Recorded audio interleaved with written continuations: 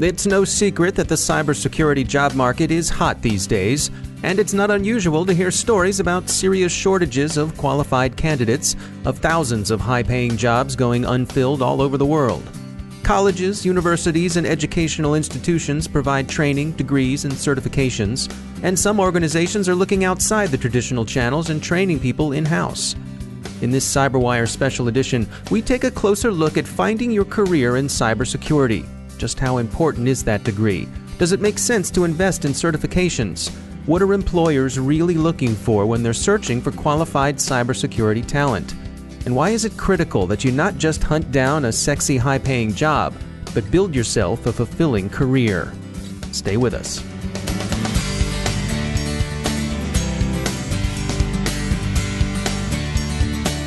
Time to take a moment to thank our sponsor, Cylance. Are you looking for something beyond legacy security approaches? Of course you are. So you're probably interested in something that protects you at machine speed and that recognizes malware for what it is, no matter how the bad guys have tweaked the binaries or cloaked their malice in the appearance of innocence. Cylance knows malware by its DNA. Their solution scales easily, and it protects your network with minimal updates, less burden on your system resources, and limited impact on your network and your users. Find out how Cylance is revolutionizing security with artificial intelligence and machine learning. It may be artificial intelligence, but it's real protection. Visit Cylance.com to learn more about the next generation of anti-malware. Cylance, artificial intelligence, real threat prevention. And we thank Cylance for sponsoring our show.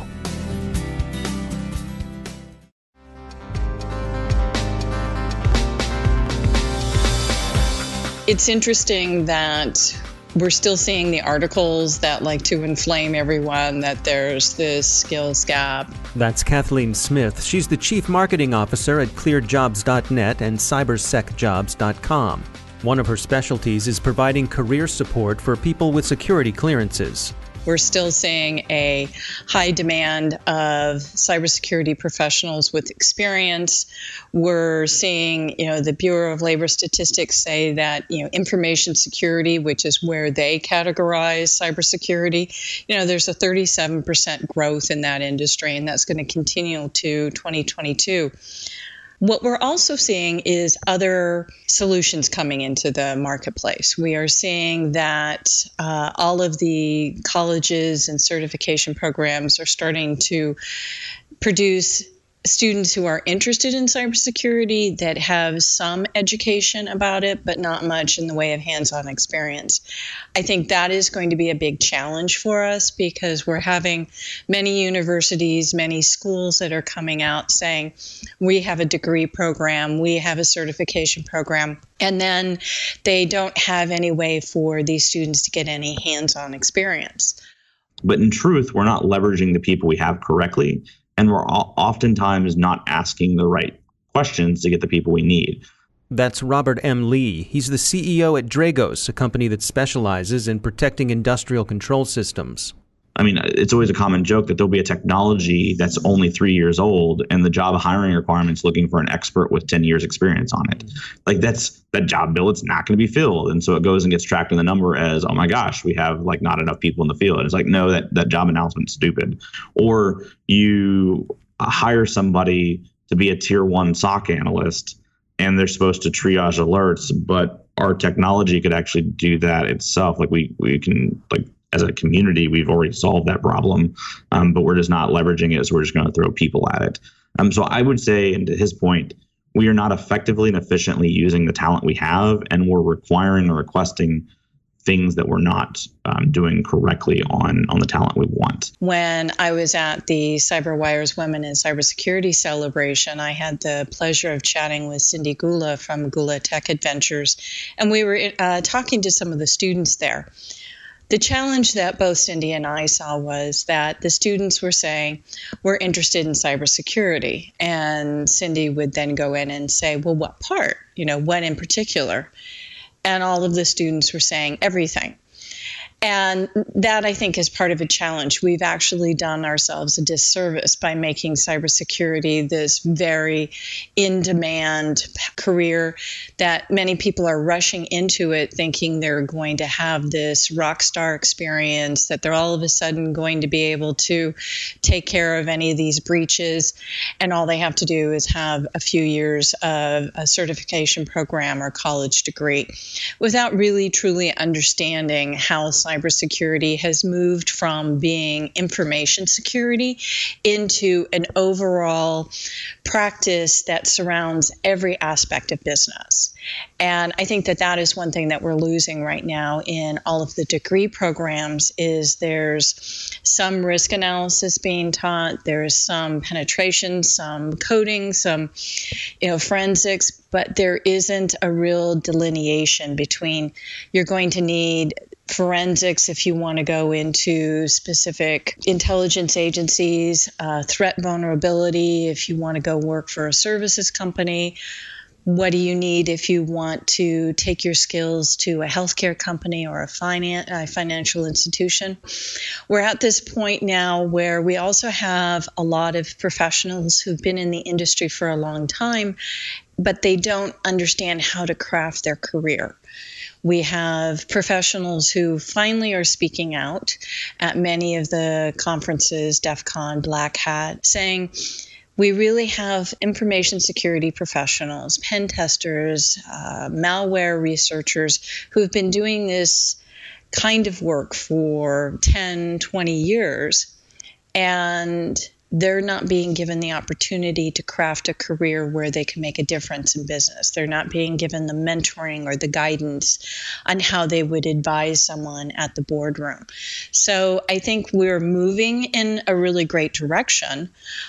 We still have a lot of work to do. So for that person who is in school, either getting a 4-year degree or certifications, is it inaccurate for them to think that that degree or those certifications are going to be their ticket to a high-paying job right out of school? I would say so, yes. The salaries right now for someone straight out of college in information security or cybersecurity is, in the mid-60s. And I think that when you hear about the person that found a breach or who has created the new vulnerability testing that's out there, they're looking for a salary that's $150,000, $185,000. I think that with any career in any profession, you have to be passionate about it. And that is one thing I don't think we're really teaching in college. I don't remember them teaching that when I was in college. I've seen some debates around this where people are like, well, you don't need to be passionate. If I have somebody that comes in 8 to 5 and does their job, that's fine. They don't need to stick around until 2 o'clock in the morning. That's a bad metric. And I get what they're saying. You shouldn't overwork your people, but you still need passion. And why I say that you have to have that passion is mostly on the learning portion. I don't think there is a single well-structured program in place, nor could there be, to train up somebody to be exactly what we need them to be. They have to take it into their own hands at some point, and that's where the passion kicks in. The recertification, the programs are costly. Sometimes an employer will pay for them, sometimes they won't. So this is something that if you're going to start in the career of cybersecurity, really look at it for the long term. Is this something that you really want to not only invest your time in creating your own home labs? Is this something you're willing to create your time as far as setting aside your budget to get the recertifications? And a lot of the recertifications or certifications like the CISSP or any of the others, you have to have 3 to 5 years experience before they'll allow you to even start taking the exam. Help me understand, because I see people talking about, with the shortage of people available, that they're hiring, they call it new-collar jobs. They'll hire music majors because those are people who can work on teams and think creatively, and they can teach them the cyber part. And yet, I think about HR departments being gatekeepers, where having checkboxes of saying you have to have this degree or this certification to even get to the next round to get an interview. So it seems to me like there's a little disconnect there. Is my perception of that accurate?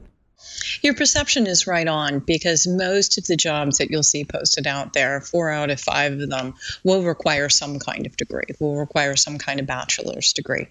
And when I was looking at several of the studies, it's interesting that they don't really say it necessarily has to be a computer science degree or an engineering degree, which I think is great. I think that having a degree requirement sets you up to say, okay, I'm willing to go through the education that you're going to have to continually need to do within cybersecurity. And you're right, there is going to be a screening by the recruiters and the hiring managers that say, okay, we need a minimum of a degree. Specifically, if you are looking in the government contracting community, if you're looking for working for one of the intelligence agencies, yes, you are going to need some kind of college degree. The other thing is when you talk to several of the program managers, and program managers have been inserting themselves into the entire hiring process. Normally, in a hiring process, you're working with a recruiter, a sourcer, an HR manager. There's not that much education currently going on between a cybersecurity program and the recruiting department to explain to them what kind of individuals they're looking for. So a lot of the program managers are going out and doing their own hiring. And when I talk to them, they say, all we want is someone that has the initiative, someone who has an inquisitive mind. Yes, they'll hire someone that is a music major because that is a creative way of thinking. That is a different way of thinking. And these are the skills that we need in cybersecurity. You can train somebody, but you cannot train them to be inquisitive or creative or innovative. It does not matter if you have a cert. It does not matter if you have a degree. It does not matter if you go after a PhD. None of that is going to position you to be a security expert. Only thing that's going to position you to be a security expert is taking advantage of whatever you're doing and being passionate about it and learning and pushing the field. So if it is in a PhD program that you're doing that, fantastic. If it is at home with an internet connection, taking advantage of the plethora of free courses and information out there, rock on. But you're going to have to take advantage of wherever you go because it's not going to get done for you. And there's a mixture of a lot of information. So you have to kind of specialize. I do not think you need a degree. I do not think you need a cert. I do not think you need anything other than passion and taking advantage of wherever your path leads you. Now, is your job going to require those things? Maybe. If you're in the federal government, as an example, you better get a bachelor's and a master's. You're going to need it to rise to the ranks, period. It's just antiquated, and that's how they view the world. Many of your larger job hires are moving away from that, though. However, certifications still really matter for a lot of job hirers. So certifications generally demand a higher salary for you, which is useful. But is the degree or certification going to position you to make sure you know the information? No.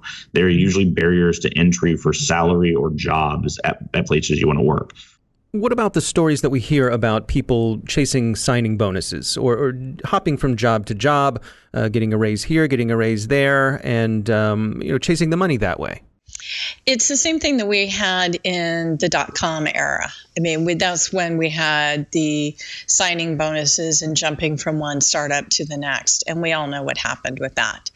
We have the same thing going on within cybersecurity where they're actually called the exploding job offers, which are, if you come, we'll give you this enormous bonus, but you have to come now. And I think that's a challenge that companies are getting themselves into rather than saying, can we train the people that we have inside to do the job versus chasing after someone that you need desperately. Currently, the Department of Labor is saying that most professionals who are in information technology, information security, stay in one job for 11 to 13 months. It will take close to 18 months to be able to find that replacement. So we have not only a problem on the side of the companies, but we also have a problem on the side of the professionals because they're not asking the questions during the interview process. What is my career progress within this company? What are the other advantages that I can, take advantage of? What are you going to pay for my training? Are you going to pay for me to go to DEF CON or one of the conferences? Really looking at the sustainability model requires both the companies and the professionals to have that conversation. And we have unfortunately built a society where the information technology professional was never really treated very well. I mean, there's several sitcoms about, the IT department's in the basement and they only drink Red Bull and eat pizza. I think it is now getting the information technology professional to be more part of the business, to create the career. We were doing a career panel at DC Cyber Week last week, and it was fascinating to me. We had a room of about 45 professionals, and none of them had been in cybersecurity, but several of them had been in finance and in healthcare. And their managers had actually said, "You're really good at finance and data analysis. We want you to have a career where you can take that knowledge into cybersecurity." And I said, please go back and thank your boss for me, because they're looking at your career. They're creating opportunities for you.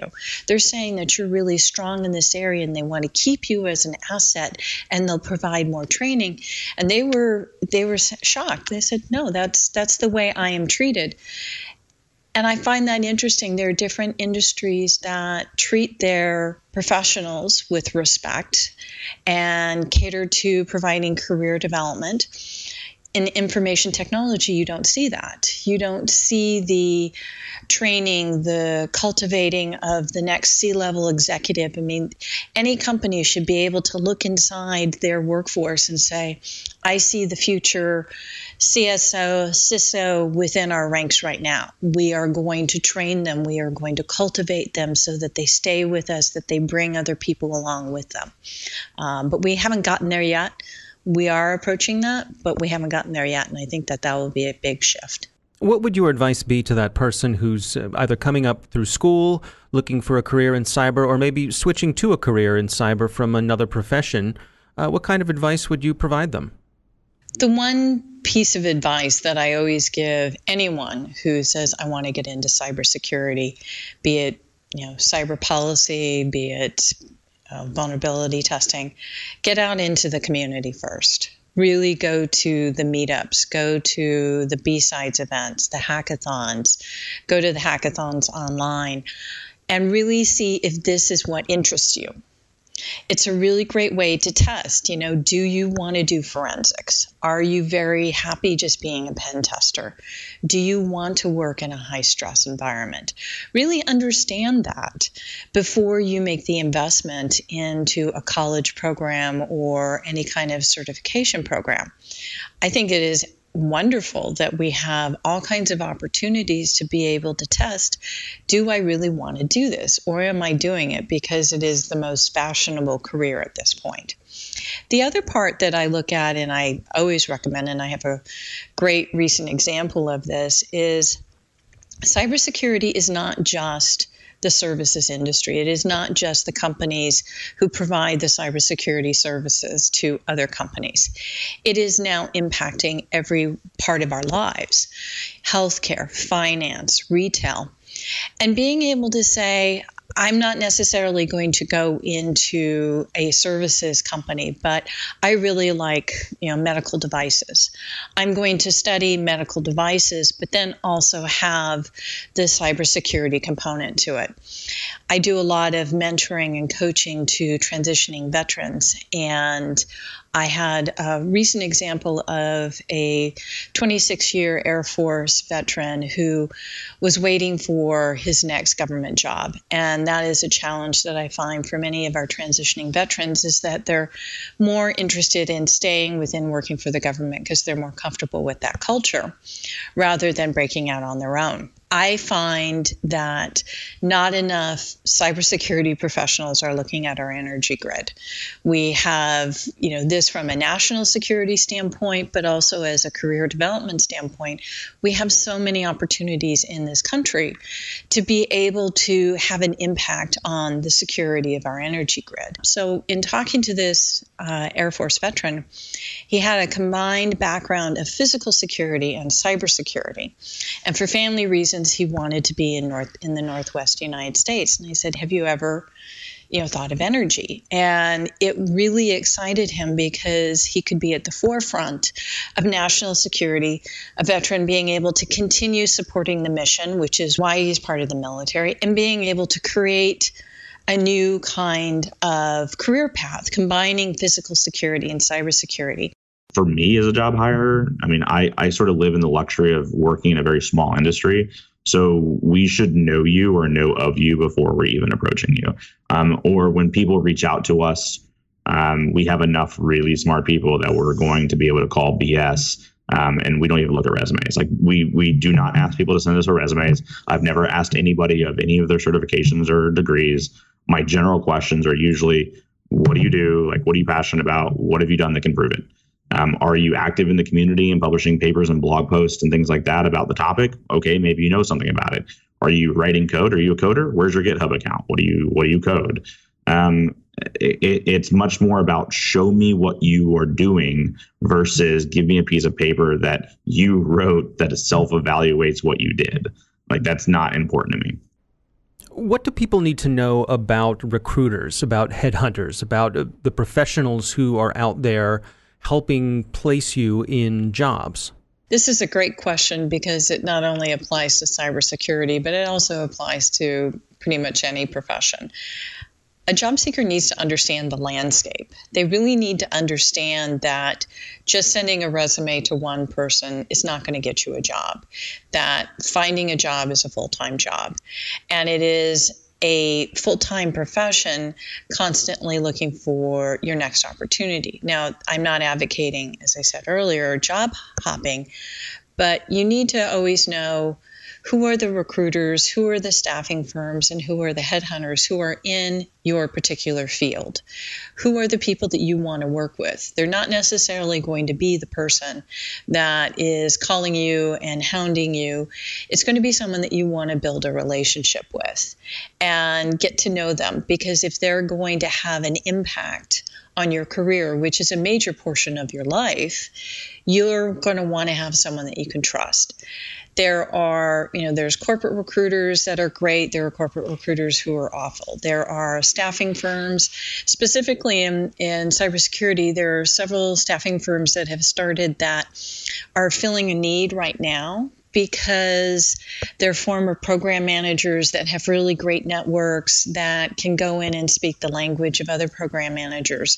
And there is that divide that's going on right now and does in several industries, where the program managers don't have a really good relationship with their recruiting or HR department. And that is something that many companies deal with. Some have overcome that. Some are still dealing with that challenge. So a lot of program managers go direct, and they either hire direct or they engage a staffing firm. But eventually, all of that is going to go back to the HR recruiting function, because recruiting new talent is a very costly endeavor. And unless you can have economies of scale with that, you're constantly going to be running at a deficit. So someone coming new to the market or someone who is in their mid-career should know who are the companies and their recruiters that they might want to work with, and connect with them on LinkedIn or stop by one of their booths at one of the B-Sides events.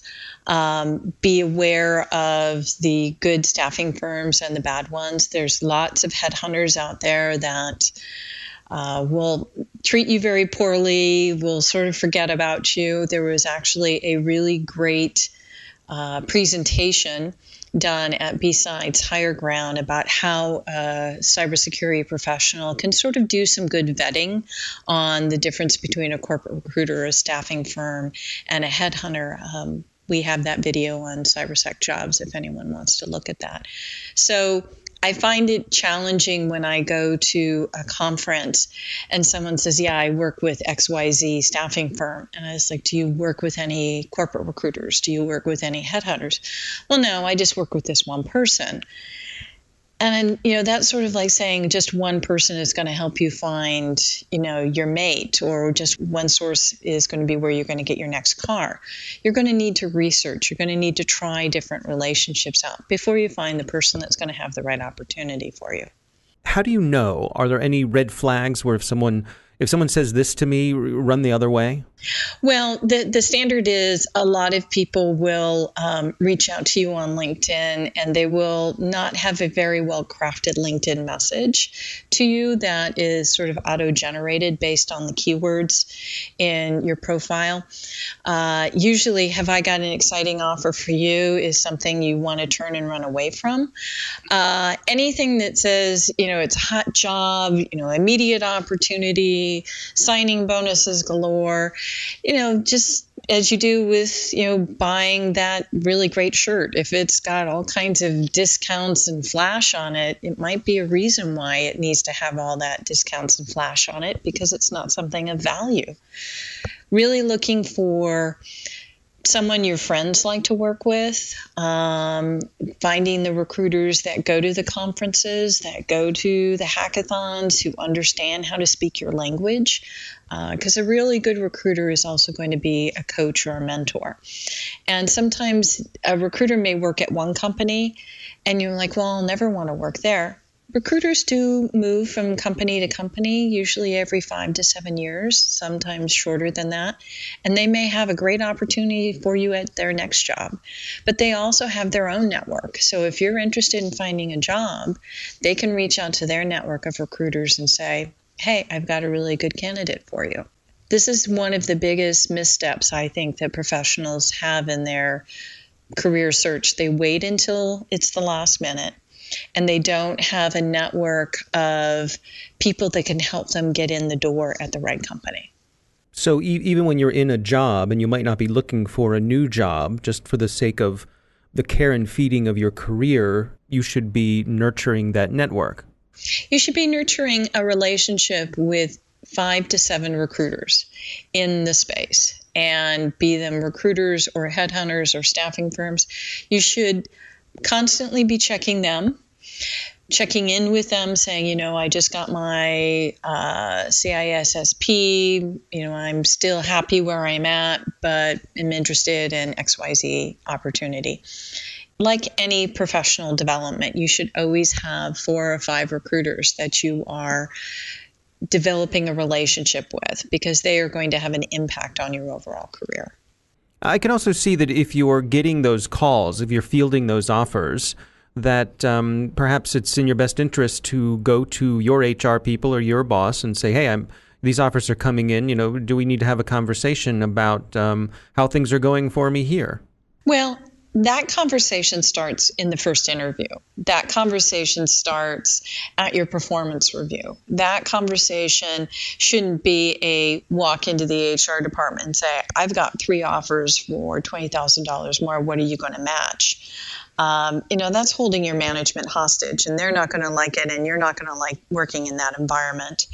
I think this is one trait that a lot of people don't have, which is creating their career path. People look to having a mentor or a sponsor doing that, but that's your own individual responsibility. I really like my job.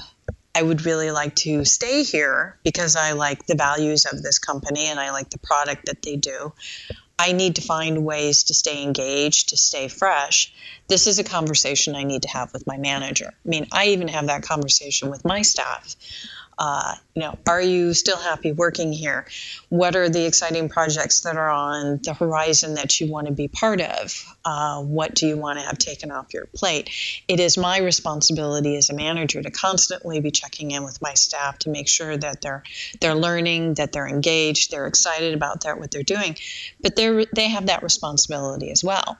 And that is a trait that is not taught in any school, and it is rarely taught in any kind of management course. It's usually carrot and stick management rather than cultivating and training your workforce. I'm constantly amazed when I talk to folks who have gone to like the most recent Hacker Halted conference where people were getting their certified ethical hacker training. Folks had to take vacation time to be gone for that week. And they had to pay for the expenses, and they had to pay for the training, even though it's a requirement of their job. If we could get that one thing changed in our industry where companies understand that if they want people with certain specific certifications, that they have to provide time off, travel, and pay for the fees. And that still isn't happening, which is just devastating to me, because if we're looking for people who are certified, who have experience, who like working where they're working, but you're not giving them the tools that they need to do their job, bad on you. Now, if I'm hiring a coder as an example, and this is one thing I'll push back for job hires, it is not appropriate to tell them like, oh, go make me some code for something and we'll hire you if it's good.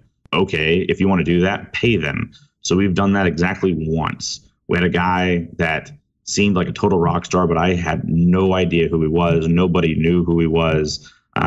Wasn't active in the community. I needed to make sure he was who he said he was, kind of thing. Like he really knew his stuff. The way to do that is not coming in and writing on a whiteboard and coding. That's silly. But we gave him a task, like, go do this. But, oh, by the way, we're going to pay you full rate $10.99 to go do that. Like, if you're going to give up your time, it's not like, go show me you deserve this job. That's stupid. I, as a job hire, should be humbled and excited that you want to come work for us. So I should be paying you for your time in the interview if I need you to prove something to me. And I think job hires need to get better about that. I find it very interesting that, the retailers, any company who all of a sudden says, we need to have a cybersecurity department, and they go out and they try to hire people to take care of their business rather than going into their own workforce and say, you who have been with us for 10, 12 years, you know what's important to our bottom line. You know what our customers need. You know all of these components. Would you be interested in taking all that knowledge and having us pay to train you to be, a cybersecurity professional or risk management, or at least help us with this? To me, this sounds like a slightly smarter way of handling this challenge, rather than, a financial institution here in Washington, D.C. They decided, rather than taking their own staff who knows the regulations and knows the law and knows FISMA and knows all that, they went and started a whole new cybersecurity division, got whole new cybersecurity recruiters, and everyone's stumbling because they don't understand the quagmire of the financial institution, let alone the industry and the regulations. And I was like, why aren't you sitting down with the people who are at the desk and the bullpen dealing with these challenges and having them help you? But that's me. And that's our CyberWire Special Edition. Our thanks to Kathleen Smith and Robert M. Lee for joining us and sharing their expertise. And thanks to our sponsor, Cylance. To find out how Cylance can help protect you using artificial intelligence, visit Cylance.com. The CyberWire podcast is produced by Pratt Street Media. Our editor is John Petrick. Social media editor is Jennifer Iben. Technical editor is Chris Russell. Executive editor is Peter Kilpie. And I'm Dave Bittner. Thanks for listening.